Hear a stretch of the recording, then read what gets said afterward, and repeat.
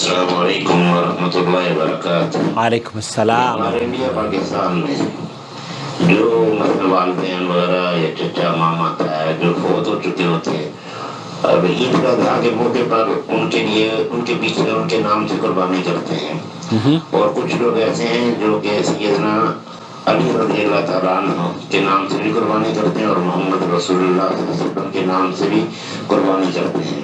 جی تو سوال میرا یہ ہے کہ قرآن و حدیث اور سعودی لا کے حساب سے جو مفتی حضرات جو بیٹھے ہوتے ہیں، ان کے حساب سے کیا یہ جائز ہے یا نہیں ہے؟ پلیز یہ بتائیے گا، جزاکم اللہ خیر۔ ویاکم، جزاکم اللہ خیر۔ نحمدہ و نصلی علی رسولہ الکریم، اما بعد۔ آپ دیکھ رہے ہیں نو ٹی وی جدہ اور میں ہوں آپ کا دوست، آپ کا ہوسٹ محمد عاقل۔ سعودی عرب کے کبار علماء اور مشائخ کے فتاوی جات اردو زبان میں حاصل کرنے کا یہ سنہری موقع ہے۔ اگر آپ نے ابھی تک ہمارے چینل کو سبسکرائب نہیں کیا تو سبسکرائب کر لیجئے، بیل آئیکن دبانے کے بعد آل نوٹیفیکیشن ضرور لاؤ کیجئے تاکہ اس طرح کے سوال و جواب آپ تک پہنچتے ریگولرلی رہیں۔ میت کی طرف سے قربانی کرنے کے بارے میں پوچھا جا رہا ہے، اور خاص طور پر فوت شدگان اور نبی کریم صلی اللہ علیہ وسلم اور حضرت علی کے بارے میں۔ فوت شدگان کی قربانی کرنے کے سلسلے میں سماحت شیخ عبدالعزیز ابن باز مفتی مملکت سعودی عرب کا فتویٰ آپ کی خدمت میں ہے۔ اکثر علماء کے قول کے مطابق قربانی کرنا سنت مؤکدہ ہے، کیونکہ نبی کریم صلی اللہ علیہ وسلم نے خود بھی قربانی کی اور اپنی امت کو بھی قربانی کی ترغیب دلائی۔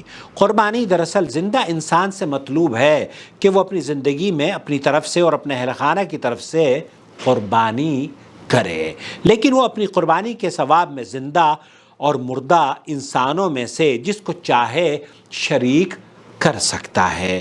میت کی طرف سے قربانی کے بارے میں گزارش یہ ہے کہ میت نے اگر اپنے ثلث مال میں سے اس کی وصیت کی ہو یا اپنے وقف مال کے بارے میں یہ وصیت کی ہو کہ اس کی طرف سے قربانی کی جائے، تو وارثوں کے لیے یہ واجب ہے کہ اس کی وصیت اور وقف کو اس کی خواہش کے مطابق عملی جامہ پہنائیں۔ اور اگر وصیت و وقف کی صورت نہ ہو اور کوئی انسان اپنے ماں باپ یا کسی اور کی طرف سے قربانی کرنا چاہتا ہے تو یہ اچھا عمل ہے، اسے میت کی طرف سے صدقہ شمار کیا جائے گا، اور اہل سنت والجماعت کے قول کے مطابق میت کی طرف سے صدقہ مشروع ہے۔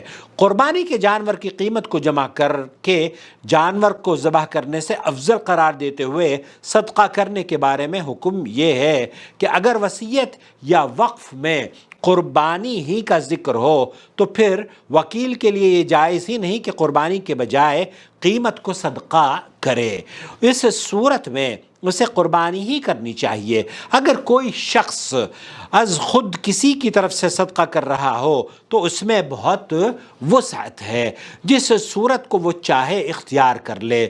ہر وہ زندہ انسان، زندہ مسلمان جسے استطاعت ہو، اس کے لیے اپنے اور اپنے اہل خانہ کی طرف سے قربانی کرنا سنت مؤکدہ ہے، اور قربانی کی جانور کی قیمت صدقہ کرنے سے افضل ہے۔ یہ تو ہے سماحت شیخ عبدالعزیز ابن باز کا فتویٰ، اور یہی فتویٰ میں آپ کی خدمت میں، چونکہ سعودی عرب کے علماء کے بارے میں آپ نے پوچھا ہے، شیخ صالح العثیمین سے بھی یہی پوچھا گیا۔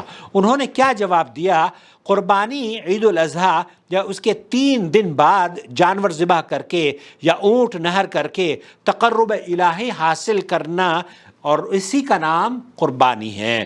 زندہ انسان کے لیے یہ سنت ہے کہ وہ اپنے اور اپنے اہل خانہ کی طرف سے قربانی کرے، جیسا کہ اللہ کے رسول صلی اللہ علیہ وسلم کیا کرتے تھے۔ جب کوئی انسان اپنے اور اپنے اہل خانہ کی طرف سے قربانی کرے اور یہ نیت کرے کہ اس کا اجر و ثواب اس کے اور اس کے زندہ اور مردہ اہل خانہ کے لیے ہے تو اس میں کوئی حرج نہیں ہے، اسے وہ شریک کر سکتا ہے۔ باقی رہی میت کے لیے خاص قربانی، تو اس کی 2 حالتیں ہیں۔ نمبر 1، میت نے اس کی وصیت کی ہو، جیسے کہ شیخ عبدالعزیز بن باز رحمۃ اللہ علیہ نے فرمایا کہ اگر اس نے وصیت کی ہے تو پھر اس وصیت پر عمل ہونا چاہیے۔ فمن بدلہ بعد ما سمعوا فانما اثمه علی الذین یبدلونہ۔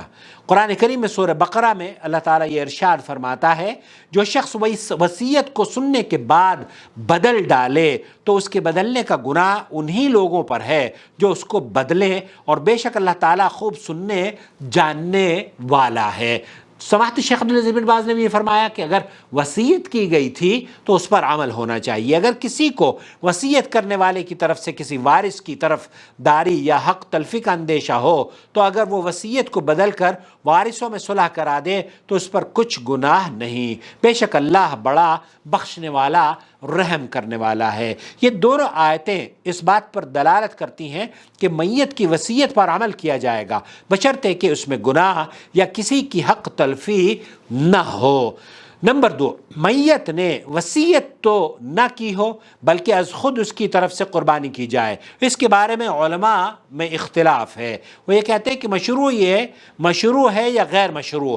بعض نے اسے زندہ کی طرف سے قربانی اور مردہ کی طرف سے صدقے کی طرح مشروع قرار دیا ہے، اور بعض نے کہا کہ یہ غیر مشروع عمل ہے کیونکہ نبی کریم صلی اللہ علیہ وسلم سے یہ بات ثابت نہیں ہے. آپ کی حیات طیبہ میں آپ کے اعزاء اور اقارب اور ازواج مطہرات میں سے کئی ایک کا انتقال ہوا، لیکن یہ ثابت نہیں کہ آپ نے ان میں سے کسی کی طرف بطور خاص قربانی کی ہو. اسی طرح آپ کی حیات پاک ہی میں آپ کی 3 صاحبزادیوں اور 3 صاحبزادوں کا انتقال ہوا، لیکن یہ بات بھی نبی کریم صلی اللہ علیہ وسلم سے ثابت نہیں کہ آپ نے کسی خاص اپنی بچیوں اور اپنے بچوں کے لیے قربانی کی ہو. اسی طرح آپ کی حیات پاک میں ہی یہ ثابت نہیں ہے کہ آپ نے ان میں سے کسی کی طرف بطور خاص قربانی کی ہو. آپ کے چچا حضرت حمزہ رضی اللہ تعالیٰ عنہ بھی غزوہ احد میں شہید کیے گئے اور آپ نے ان کی طرف سے قربانی نہیں کی. اور اسی طرح آپ کی حیات ہی میں آپ کی 2 بیویوں حضرت خدیجہ اور زینب بنت خزیمہ رضی اللہ تعالیٰ عنہما کا انتقال ہوا اور آپ نے ان کی طرف سے بھی کوئی قربانی نہیں کی تھی. اس سے معلوم ہوا کہ اگر یہ امر مشروع ہوتا تو آپ اسے ضرور سر انجام دیتے. لیکن میں یہ بھی کہتا ہوں کہ اگر آپ ارادہ میت کی طرف سے قربانی کا کر لیتے ہیں تو اپنی طرف سے اور اپنے اہل خانہ کی طرف سے قربانی کیجئے اور نیت یہ کیجئے کہ یہ آپ کی اور آپ کے زندہ اور مردہ قریبی رشتہ داروں کی طرف سے ہے، اور اللہ تعالیٰ کا فضل و کرم بے حد وسیع ہے. امید ہے وہ ان سب کو اپنے فضل و کرم سے نواز دے گا. تو یہ سماحت شیخ عبدالعزیز بن باز، سماحت شیخ محمد بن صالح العثیمین اور سعودی عرب کے علماء کا موقف یہ ہے کہ فوت شدگان کے بارے میں آپ انہیں اپنے ساتھ شریک کر سکتے ہیں، کیونکہ اللہ کے رسول صلی اللہ علیہ وسلم نے اپنی طرف سے اور اپنے اہل خانہ کی طرف سے قربانی کی ہے. اور اپنے اہل خانہ سے مراد یہ ہے جو زندہ ہیں ان کے لیے بھی اور جو مردہ ہیں ان کو بھی شامل کر لیا گیا ہے. لیکن آپ علیہ الصلوۃ والسلام نے نہ خدیجہ کے بارے میں، نہ ہی اپنی بچیوں کے بارے میں، نہ ہی اپنے چچا کے بارے میں رضوان اللہ علیہم اجمعین کسی کے لیے بھی خاص قربانی کا اہتمام نہیں کیا. تو بہتر یہ ہے کہ آپ اگر قربانی کریں تو انہیں اپنے اس ذبیحہ میں اپنی نیت میں شامل کر لیں. ان کے لیے خاص الگ سے قربانی کرنا نبی کریم صلی اللہ علیہ وسلم سے ثابت نہیں ہے. اسی طریقے سے لوگوں کا حضرت علی کی طرف سے قربانی کرنا یا نبی کریم صلی اللہ علیہ وسلم کی طرف قربانی کرنا یہ بھی مشروع عمل نہیں ہے، کیونکہ حضرت علی رضی اللہ تعالیٰ عنہ کو نبی کریم صلی اللہ علیہ وسلم نے فرمایا تھا تو اس پر وہ وصیت کے طور پر عمل کیا کرتے تھے. ہمارے لیے ہم جو کام کرتے ہیں اللہ کے رسول صلی اللہ علیہ وسلم نے چونکہ ہمیں بتایا ہے من دل علی خیر فلہ مثل اجر فاعلہ کے مصداق ہیں، اور آپ علیہ الصلوۃ والسلام ہماری ہر نیکی کا اجر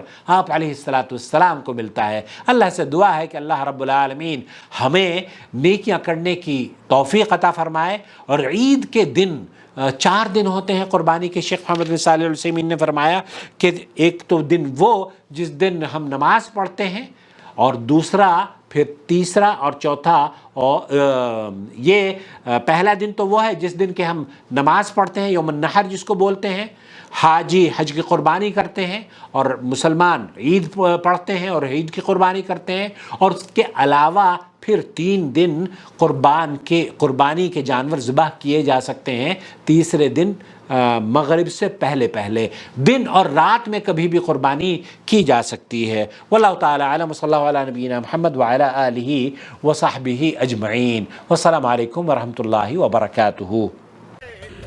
فالواجب على علماء الحق أن يتقوا الله وأن يعلموا الناس وأن يرشدوا الناس من طريق الإذاعة، من طريق الكتابة والصحافة، من طريق التلفاز، يعلموا الناس دينهم.